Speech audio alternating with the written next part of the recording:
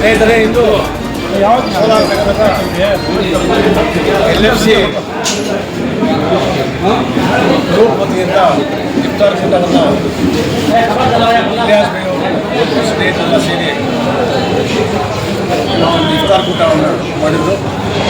ಇದರಲ್ಲಿ ಅತಿಥಿಗಳಾಗಿ ಈ ತಾಲೂಕಿನ ಶಾಸಕರಾದ ಮಂಜು ಅವರು, MLC ಅನಿಲ್ ಕುಮಾರ್ ಅವರು, ರಾಜಕೀಯ ಕಾರ್ಯದರ್ಶಿಗಳು ಎಲ್ಲರಿಗೂ ನಾವು ಮುಖಂಡರಿಗೆ ಧನ್ಯವಾದಗಳನ್ನ ಹೇಳ್ತಾ, ಸ್ನೇಹಿತರೆ, ಇವತ್ತು ಇಫ್ತಾರ್ ಕೂಟ ಏರ್ಪಡಿಸೋದಕ್ಕೆ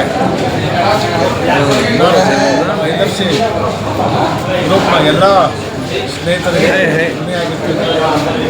ಇವತ್ತು ಈ ಕಾರ್ಯಕ್ರಮದಲ್ಲಿ ಸಮಾಜದ ಎಲ್ಲ ಮುಖಂಡರು ಒಂದು ಕಡೆ ಸೇರಿ ಭಾವನೆಯಿಂದ ಇಫ್ತಾರ್ ಕೂಟವನ್ನು ಯಶಸ್ವಿಯಾಗಿ ನಡೆಸಿಕೊಂಡಿದ್ದೀರಿ.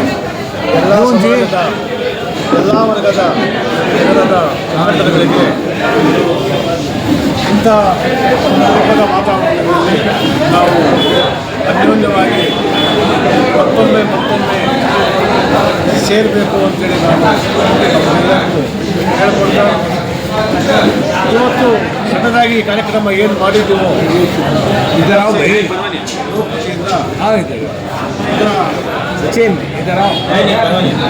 ಮುಖ್ಯ ಉದ್ದೇಶನೇ ಸಮಾಜನ ಒಂದು ಕಡೆಗೆ ಸೇರಿಸ್ಕೊಂಡು ಸಮಾಜ ಒತ್ತಡಾಗಿದ್ದು ಈ ನಗರ ಮತ್ತು ಈ ಜಿಲ್ಲೆಯ ಸರ್ವತೋಮುಖ ಅಭಿವೃದ್ಧಿಗೆ ತಮ್ಮ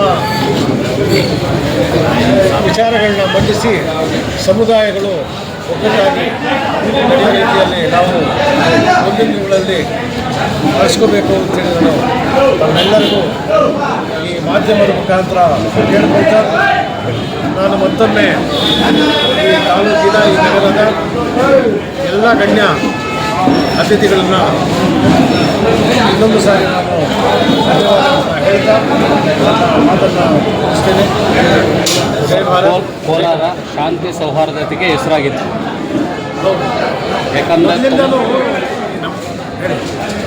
94ರ ಕಹಿ ಘಟನೆಗಳನ್ನು ಮರೆತ ನಂತರ ಕೋಲಾರದಲ್ಲಿ ಶಾಂತಿ ಸೌಹಾರ್ದತೆ ಕಾಪಾಡ್ಕೊಂಡು ಬಂದಿದ್ರು. ಅಂದರೆ ಎಲ್ಲೂ ಸಹ ಹಿಂದೂ ಮುಸ್ಲಿಂ ಅನ್ನೋ ಭೇದ ಭಾವ ಇಲ್ಲ, ಎಲ್ಲರೂ ಅಣ್ಣ ತಮ್ಮಂದ್ರ ಥರ ಬದುಕ್ತಾ ಇದ್ರು. ಇದ್ರ ಗುಟ್ಟೇನು ಸರ್ ಇದು? ಸರ್, ಇದು ಅನಿವಾರ್ಯ. 94ರ ನಂತರ ನಮ್ಮ ನಗರದಲ್ಲಾಗಲಿ ಜಿಲ್ಲೆಯಲ್ಲಾಗಲಿ ಶಾಂತಿ ನೆಲೆಸಬೇಕು ಅಂತ ಹೇಳೋ ಏನು ವಿಚಾರ ಇದೆ, ಅದು ನಮಗೆಲ್ಲರಿಗೂ ಅನಿವಾರ್ಯ. ಯಾವುದೇ ಸಮುದಾಯಕ್ಕೆ ಈ ಅನಿವಾರ್ಯತೆ ಇಲ್ಲ ಅಂತ ನಾವಂತೂ ಭಾವಿಸೋದಿಲ್ಲ. ಹಾಗಾಗಿ ಅನಿವಾರ್ಯ. ಕೆಲವೊಂದು ಅವಾಂತರಗಳು, ಕೆಲವೊಂದು ಅನಿಷ್ಟಗಳು ನಮ್ಮಲ್ಲಿ ನಮ್ಮ ಮಧ್ಯೆ ನಡೆದು ಹೋಗಿದ್ದಾವೆ. ಅದನ್ನು ತಳಕಾಕ್ಕೊಂಡು ಜೀವನ ಮಾಡಿದ್ರೆ, ಅದನ್ನು ಬೆಳೆಸ್ಕೊಂಡು ಜೀವನ ಮಾಡಿದ್ರೆ ನಗರನೂ ಅಭಿವೃದ್ಧಿ ಆಗೋದಿಲ್ಲ, ದೇಶನೂ ಅಭಿವೃದ್ಧಿ ಆಗೋದಿಲ್ಲ. ಹಾಗಾಗಿ ನಾವುಗಳು ಇಂಥ ಸೌಹಾರ್ದ ವಾತಾವರಣದಲ್ಲಿ ನಾವು ಮೊದಲೂ ಬಾಳ್ತಾ ಇದ್ವಿ, ಮುಂದಿನ ದಿನಗಳಲ್ಲೂ ಬಾಳಬೇಕು ಅಂತೇಳಿ ಆ ಒಂದೇ ಆಶಯ ನಮ್ಮದು. ಹಾಗಾಗಿ ನಾವು ಇಫ್ತಾರ್ ಕೂಟನ ಇವತ್ತು LFC ವತಿಯಿಂದ ನಾವು ಏರ್ಪಾಡು ಮಾಡಿದ್ದೇವೆ. ಮತ್ತೊಂದು ಕೋಲಾರ ಯಾಕಂದರೆ ಅತಿ ಹೆಚ್ಚು ಅಲ್ಪಸಂಖ್ಯಾತರ ಇರುವಂಥ ಒಂದು ನಗರ. ಇಲ್ಲಿ ಎಲ್ಲರೂ ಸಹ ಶಾಂತಿ ಸೌಹಾರ್ದತೆಯಿಂದ ಇದ್ದಾರೆ.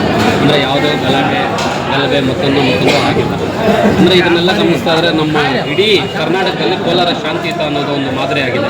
ಇದು ಇದು ಈ ಹಿಂದೆ ತಮ್ಮ ಗಮನಕ್ಕಿರ್ಬೋದು, 54 ದಿವಸನೂ 58 ದಿವಸನೂ ಕಾಶ್ಮೀರಲ್ಲಿ ಇರ್ತಿದ್ದಿಲ್ಲ ಅಂಥ ವಾತಾವರಣ ನಾವು ನೋಡಿದ್ದೀವಿ.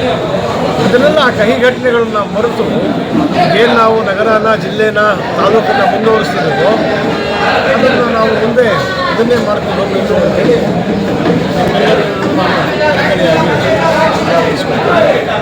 ಅಂದರೆ ಇದು ಯಾವುದೇ ರಾಜಕೀಯ ಉದ್ದೇಶ ಇಲ್ಲ ಸರ್. ಅಂದರೆ ಇಫ್ತಾರ್ ಕೂಟ ಅಂದರೆ ಸಹೋದರತ ಭಾವನೆ, ಸೌಹಾರ್ದ ಕೂಟ ಇದೆ. ಇಫ್ತಾರ್ ಸೌಹಾರ್ದ ಕೂಟ ಅಂತೇಳಿ ನಾವು ಇದನ್ನು ಮಾಡಿದ್ದು. ಅಂದರೆ ಯಾವುದೇ ರಾಜಕೀಯ ಇದನ್ನು ಇಟ್ಕೊಂಡು ನಾವು ಇದನ್ನು ಮಾಡಿಲ್ಲ.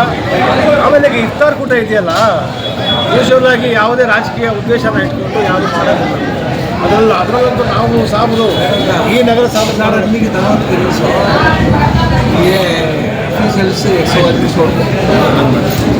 ಇವತ್ತು ಒಂದು 1,200 ಜನಕ್ಕೆ ನಾವು ಏನು ಸೇರಿಸಿದ್ದೀವೋ ಅತಿ ಹೆಚ್ಚಿಗೆ ನಾವು ನಮ್ಮ ಅನ್ಯ ಸಮುದಾಯದ ಸಹೋದರರು ಸೇರಿದ್ದೀವಿ. ಇದು 1,000 ಇಲ್ಲ ಇರ್ತಾರೆ. ಅದಕ್ಕೆ ಕಾರಣ ಏನು ಅಂತಂದರೆ ನಾವು ಇಷ್ಟೆಲ್ಲ ಮಾಡಿ 1,200 ಜನಕ್ಕೆ ನಾವು ಸೇರಿಸಿದಾಗ ಅನ್ಯ ಸಮುದಾಯದವನ್ನು ನಾವು ಯಾಕೆ ಸೇರಿಸಿದ್ದೀವಿ ಅಂತ ಹೇಳಿದ್ರೆ ನಮ್ಮಲ್ಲಿ ಸೌಹಾರ್ದತೆ ಬೆಳೀಲಿ, ಸಹೋದರರಾಗಿ ಬಾಳೋಣ ಅಂತೇಳಿ ಆ ಒಂದೇ ಕಾರಣಕ್ಕೆ ನಾವು ಇಫ್ತಾರ್ ಕೂಟನ ಸರ್ ಹೇಳಿದ್ರು 13 ವರ್ಷಗಳಿಂದ ಸತತವಾಗಿ ನಡ್ಸ್ಕೊಂಡು ಬರ್ತಾ ಇದ್ದಾರೆ ಹೌದು ಯಶಸ್ವಿಯಾಗಿ. ಹೌದಾ ಸರ್, ಯಾವ 13 ವರ್ಷದಲ್ಲಿ ನಾನು ಹೇಳ್ಬಿಡ್ತೀನಿ, 13 ವರ್ಷದಲ್ಲಿ ಒಂದು ಸಣ್ಣ ಪ್ರಮಾಣದಲ್ಲಿ ಮಾಡ್ತಿದ್ವಿ. ಇವತ್ತು ಅದನ್ನು ಹೆಚ್ಚಿಗೆ ದೊಡ್ಡ ಪ್ರಮಾಣದಲ್ಲಿ ಇವತ್ತು ಮಾಡಿ ನಮ್ಮ ಅಧ್ಯಕ್ಷ ಇದಕ್ಕೆಲ್ಲ ಮಾತಾಡ್ತೀಯಾ?